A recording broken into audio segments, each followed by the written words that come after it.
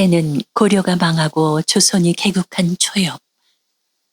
음전은 부친 유상서의 부름을 받고 사랑채로 들어섰다.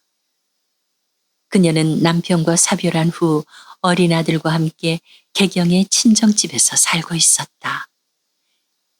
아버님, 부르셨습니까? 오냐, 들어오너라. 음전이 자리를 잡고 앉자 유상서가 무겁게 운을 뗐다.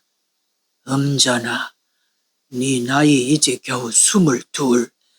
앞으로 구말리 같은데 죽은 남편만 바라보고 평생을 썩을 수야 없지 않느냐. 아버님, 그게 무슨 말씀이신지. 얘야, 네 혼초짜리가 정해졌다는구나. 모친의 말을 듣고 음전은 비로소 부모들의 의중을 알았다. 당시엔 결혼한 신부가 시집살이 하는 것이 아니라 장가를 든 신랑이 처가살이를 하는 고려시대 풍습이 남아있던 때라 여성의 재혼이 흉이 되지 않던 시절이었다. 밀직사 이중직 대감과 이미 말을 마쳤다. 그 댁에서 네가 비록 한 번의 아픔이 있다고는 하나 고흥백 대감의 금지 오겹이니 정식 며느리로 맞이하겠다며 흔쾌하게 승낙을 했다. 이 어린 것을 두고 어찌... 전 재혼할 생각이 없습니다. 아이는 걱정 마라. 외가에서 부족함 없이 키워낼 테니 너는 이제 네 앞길만 생각하면 된다. 이 아이는 유씨가 아니라 송가의 혈손이어요. 그럴 수는... 애비 말을 거역할 셈이냐? 널 위해 고심 끝에 내린 결단이다. 오는 보름날 올례식을 거행하도록 그대과 약조를 했으니 마음의 준비를 단단히 하도록 해라. 유대감은 선언하듯 딸의 말을 막아버렸다. 서방님, 이 일을 어쩌면 좋아요. 별채로 돌아온 음전은 감실에 모셔둔 남편의 신주를 바라보며 울먹였다. 남편 송극기가 일찍 세상을 떠난 후 오직 아들 유만을 바라보며 살아왔는데 자신이 개가를 한다면 어린 것은 어떻게 될 것인가. 외가에서 눈칫밥 먹는 신세가 되거나 그도 아니면 평생 의붓자식 소리를 들으며 멸시받고 살게 뻔했다. 그럴 수는 없어. 내 아들은 은진 송씨 가문의 당당한 종손으로 키워야 해. 그날 밤, 날이 밝기 전 음전은 남편의 신주를 비단보에 고이 싸서 가슴팍에 단단히 동여매고 아들 유를 등에 업었다. 서방님, 우리 유를 지켜주세요. 개경 땅은 오늘로 마지막입니다. 그녀의 눈에 서늘한 결심의 빛이 서렸다. 다음 날 새벽, 유대감은 텅 빈 별당과 활짝 열린 감시를 보고 뒷목을 잡았다. 아이고, 이런 못된 것이 애비의 영을 어기고 야반 도주를 하다니 이럴 수가. 대감, 그 애가 송서방의 신주를 지니고 간 걸 보면 시댁에 있는 회독으로 간 게 분명해요. 죽으려고 환장을 해도 유분수지. 위에서 회덕까지 험로 500리 길을 애까지 데리고 어떻게 간단 말인가. 유대감은 급히 하인들을 불러 모았다. 음전이가 해음령 고개를 넘기 전에 붙잡아 와야 한다. 범이 득실거리는 그 고개를 넘기 전에 잡아오지 못한다면 내 딸은 죽은 목숨이나 다름없다. 당장 쫓아가거라. 음전이는 아버지가 보낸 하인들이 뒤쫓아올 것을 알고 있었기에 대로를 피하고 험한 산길과 샛길을 택해 걸었다. 그녀가 해음령 초입에 당도했을 때 이미 해는 떨어지고 산기슭에 어둠이 내리고 있었다. 그러나 추적꾼들을 따돌리기 위해선 무슨 일이 있어도 이 밤 안에 해음령을 넘어야 했다. 엄마. 숲속에서 배고픈 산짐승들의 울음소리가 들려오자 겁에 질린 어린아들이 등 뒤에서 음전의 목을 꼭 끌어안았다. 유야, 무서워 마라. 아버지가 우릴 지켜주고 계신단다. 조금만 더 힘을 내자꾸나. 음전은 아들의 등을 토닥이며 이를 악물고 어둠에 묻힌 숲길을 걷고 또 걸었다. 해음령의 어두움은 짐승의 입속처럼 깊었다. 등 뒤에선 숨을 몰아쉬는 아들 유의 온기가, 가슴팍엔 딱딱하고 차가운 남편의 신주가 느껴졌다. 그녀가 해음령 고갯마루턱을 막 올라섰을 때 등 뒤 수목 사이로 횃불의 잔상이 일렁거리며 쫓아오는 발자국 소리가 들려왔다. 저기 간다! 잡아라! 추적꾼들이 소리를 지르며 달려오기 시작하자 음전은 가슴에 동여맨 신주를 끌어안았다. 서방님, 우리 모자를 지켜주세요. 바로 그때 산이 떠나갈 것 같은 호여와 함께 거대한 산짐승이 모습을 드러냈다. 범이다! 대호다!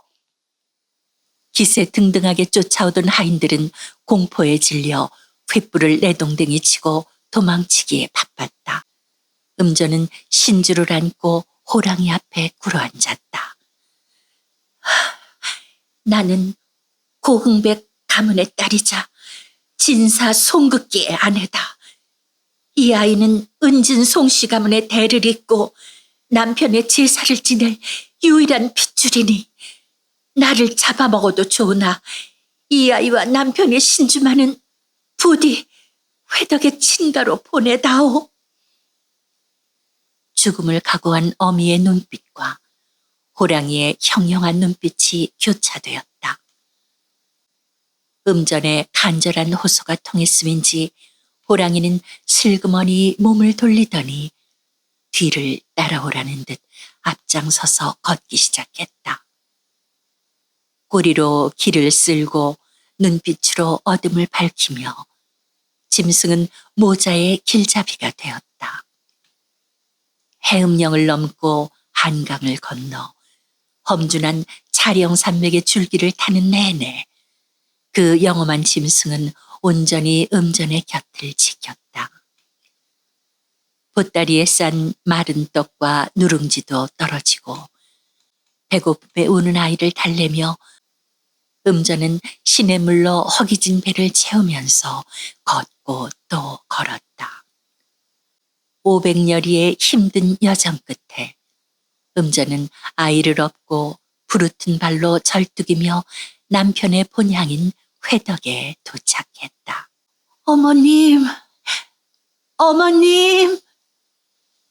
퇴락한 초가 사류 앞에서 음전이가 소리를 치자 초로에 높아고 나왔다.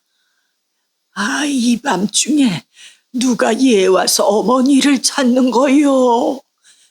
어머니, 저예요. 불초한 며느리가 왔습니다. 송문의 며느리가 이제야 본가에 돌아왔습니다. 그 말을 듣고 시어머니는 충격을 받은 듯 떨리는 손으로 음전의 손을 잡았다. 네가 정녕 내 며느리란 말이냐? 대갓집 귀한 따님이 송도에서 여기까지 그 멀고 험한 길을 어찌 왔단 말이냐? 친정아버님께서 재가를 강요하며 저희를 갈라놓으려 하셨으나 저는 살아서도 송가 사람이고 죽어서도 송가의 귀신이 되고자 이 길을 왔습니다. 아이고, 자식으로서 부모의 영을 거역하는 것은 삼종지도를 어기는 일이거늘 어찌. 어머님, 저의 삼종지도는 등 뒤에 있는 이 아이에게 있습니다. 그 아이는 어머니의 손자 유입니다, 어머니. 이제 이 아이를 송문의 장손으로 당당하게 키워주십시오. 아이고, 장하구나, 장해. 내 아들이 복이 많아. 이런 사람을 아내로 맞았구나. 두 여인의 통곡 소리가 회독의 밤 공기를 가득 채울 때 저 멀리 어둠 속에서 빛나던 두 줄기의 호랑이의 눈빛이 희미해지더니 이내 어둠 속으로 사라졌다. 그것은 은진 송씨 가문의 찬란한 시작이었다. 그로부터 5년 후 초가마당에 글 읽는 소리가 낭낭하게 울려 퍼지고 있었다. 부생 아신하시고 모국 오신하시니 욕보 기덕인된 호천 망극이로다. 위인 자자가 갈불 위효리요. 아버님은 내 몸을 낳게 하시고 어머님은 내 몸을 기르셨으니 그 은혜를 갚고자 한다면 넓은 하늘처럼 끝이 없도다. 사람의 자식된 자가 어찌 효도를 하지 않겠는가. 음자는 방가운데 병풍을 쳐놓고 삭바느질을 하면서 병풍 너머에서 들려오는 아들의 글 읽는 소리에 흐뭇한 미소를 지었다. 처녀 때부터 바느질 솜씨가 뛰어났던 음자는 길쌈과 삭바느질을 하며 기울어진 가세를 일으켜 세우기 위해 부지런히 일했다. 개성에서 배운 침선과 자수 기술로 고을 사람들의 인정을 받은 탓에 많은 일거리들이 쌓였다. 그녀는 밤낮 없이 일하는 가운데서도 시부모를 극진히 모셨으며 아들 유를 훈육하는 데에도 정성을 쏟았다.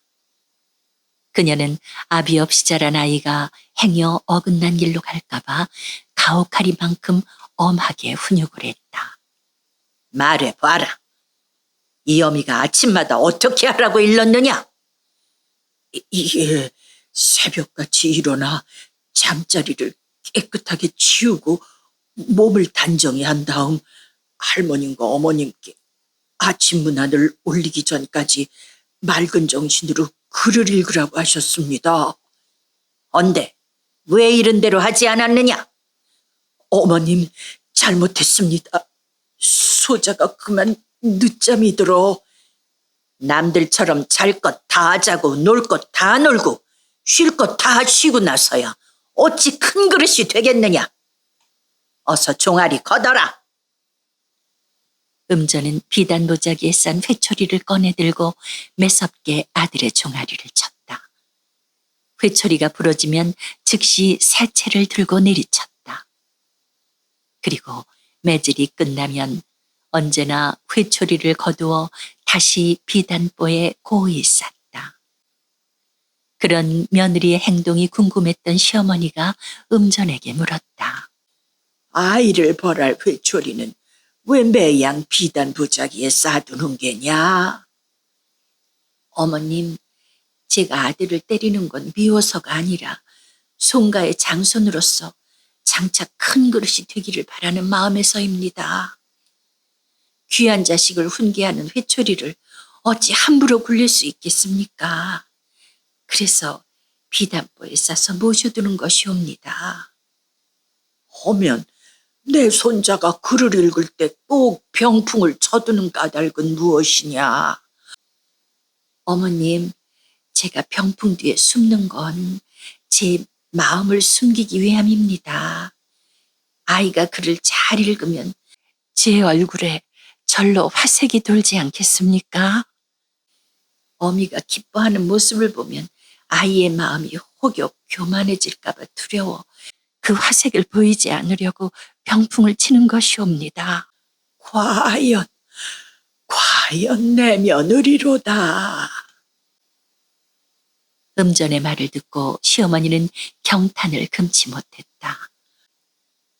그로부터 10년 후 음전의 바람대로 아들 송유는 당당히 과거에 급제해 약관의 나이로 호분이 부사정의 직첩을 받으니 이는 기울어져 가던 은진송 씨 가문을 다시 일으킨 기적 같은 소식이었다. 그러나 음전의 시련은 멈추지 않았다. 아들의 배필이 된 며느리가 37에 이른 나이에 세상을 떠나고 쌍청당이란 칭송을 들으며 세인들의 존경을 받던 아들 송유마저 57세의 나이로 눈을 감으니 그녀는 자식과 며느리를 먼저 보내는 참혹한 슬픔을 겪어야 했다. 그런 시련 속에서도 나마저 쓰러질 수는 없다며 눈물을 닦고 일어선 음전은 노구를 이끌고 집안 대소사를 관장하며 손자 송계사와 송계중 형제를 훌륭하게 키워 송씨 가문을 크게 번창시켰다. 나는 개경의 부귀도 버렸고 친정 부모의 명도 거역했다. 네 아비에게 부끄럽지 않은 송가의 자손이 되거라. 그것만이 이 늙은 할미가 살아온 이유다. 82세까지 장수한 음전은 두 손자에게 이 말을 남기고 조용히 눈을 감았다. 그날 이후 후손들은 음전을 위대한 할머니 유조비라 부르며 가문의 뿌리를 지키기 위해 아들을 얻고 500리길을 걸었던 그녀의 숭고한 뜻을 기렸다. 매년 음력 3월 10일 대전 동구 마산동에서 거행되는 유조비 세일사에는 은진송 씨 문중 사람들이 구름처럼 모여들어 유조비의 모욕에 참배를 하고 제를 올린다. 후손들의 그 경건한 의식 속에 그녀의 서슬퍼런 정절과 비단법 회초리의 사랑은 여전히 살아 숨쉬고 있다.